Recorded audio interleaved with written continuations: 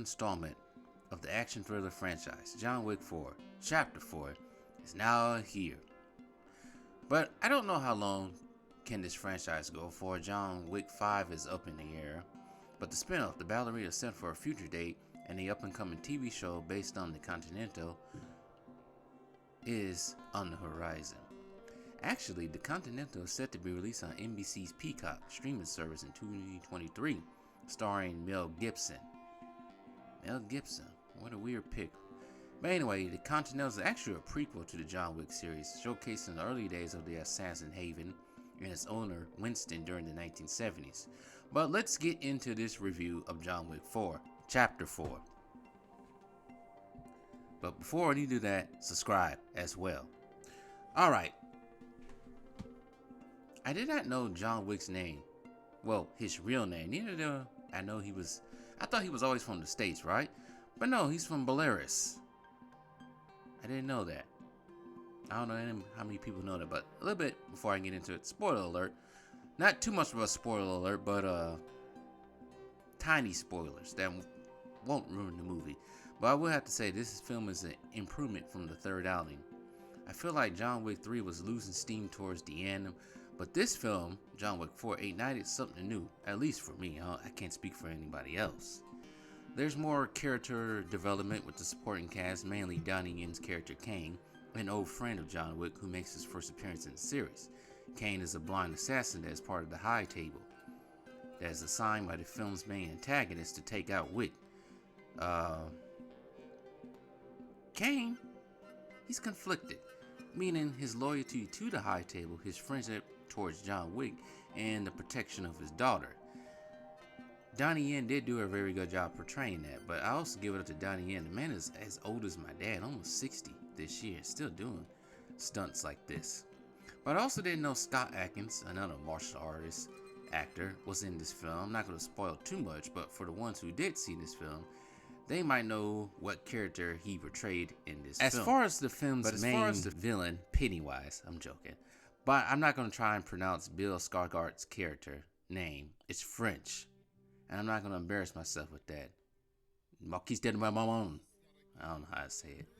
I'm just glad and relieved that Skarsgård didn't portray, let's say this, a lame, one-tone, generic bad guy that usually we see in some action movies. And nor the morally conflicted bad guy that has a conscience for good, sort of like MCU's Thanos. After a while, villains like Thanos and many others after him have gotten old over the last couple of years. But anyway, Skarsgård's character was a brilliant addition to the series, with his weird suits and Frenchness. Would I say he's probably the best antagonist in the series? Maybe.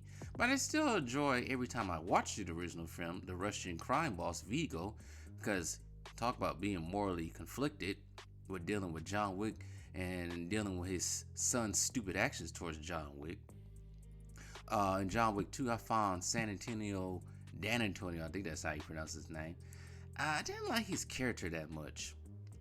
I don't know why, but I was just glad he got popped at the end, which is, in a way, the start of this whole event with John Wick on the run. The only thing I didn't like about Skarsgård's character was the accent. Sometimes it's hard to understand him. I didn't even know he was French until someone said it in the movie. Well, maybe it's just me, I didn't pick up on it. The action was pretty much non-stop, mixed with some slow parts, which probably made this film a little bit longer than it should. It's almost 3 hours long. But I sat through Justice League, Zack Snyder's Justice League, Batman, and Avengers Endgame, and so many others, so it didn't bother me too much as long as I was entertained. But I do admit some of the action sequences were also too long as well. For example, there was a scene when John Wick has to climb stairs, and it seemed like it went on forever because he kept falling down these stairs. I just think that whole shtick was overdone after a while, after 10 minutes. Now, there was things I laughed at, which I would call MCUing, which is a character who doesn't have superpowers survive something they shouldn't have. But before I get into that, commercial please. Before we go on with the show, how about you guys like, share, subscribe to Franchise History TV, even comment down in the comments down below. I'm also on Instagram at franchise_TV and on Twitter at TV underscore franchise. I also have two other channels if you guys are interested: Lone Wolf Adventure TV and Franchise 2 Sports. So, yeah, subscribe to those three channels. And also like, share, subscribe on all three of them. I say subscribe 3 times. I'm done. Bye. Now, an example of MCUing, I should say, is in the film Black Widow. Natasha falls from an apartment building. I think she also hit something on the way down, painfully, but she manages to get up like nothing happened. We all know Natasha Romanoff, aka Black Widow, lacks superhuman ability to survive something like that, and she should have been suffering a major injury, like a broken leg or something like that, or even worse. But in this film, John Wick falls out of a building, hitting a parked car hard, denting it, and then hits the ground hard. And he struggles but gets right back up. Some disbelief in that, but I guess. Now, the thing I really like about this film outside of the action is the supporting cast, which I spoke of before. Most of them had to make decisions that really conflict with them, even putting some of their family members in danger. Even John Wick even has to manage that guilt of his actions of taking down the high table and his own actions that reflect on his own allies. But for him, it's all or nothing when it comes to accomplishing his goals. But John Wick 4, Chapter 4, it's a good action movie.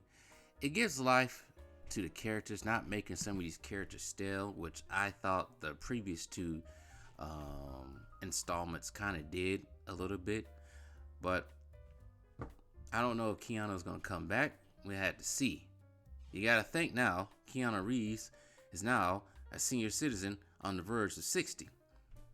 But also, we had at the time Bruce Willis, before he retired, and Sylvester Stallone, even to a point a little bit with Arnold Schwarzenegger. They still do movies after 60, but who knows. But yeah, I kind of do wish to see more action films that can have a little bit more complexity to the story, not just some basic generic stuff, run-of-the-mill stuff. As far as this movie outlook, it's gonna make a lot of money, no doubt. But as far as it being the best movie of the year, we'll have to see. It's probably gonna be one of the highest earning movies of the year, but there's still Mission Impossible. I forgot what number Mission Impossible now, but there's a Mission Impossible coming out this year, and also Fast and Furious, other action films. So we shall see. But as I stands, I predict maybe this movie might be the best action flick of this year, with a close second, probably Mission Impossible. But anyways, tell me what you guys think.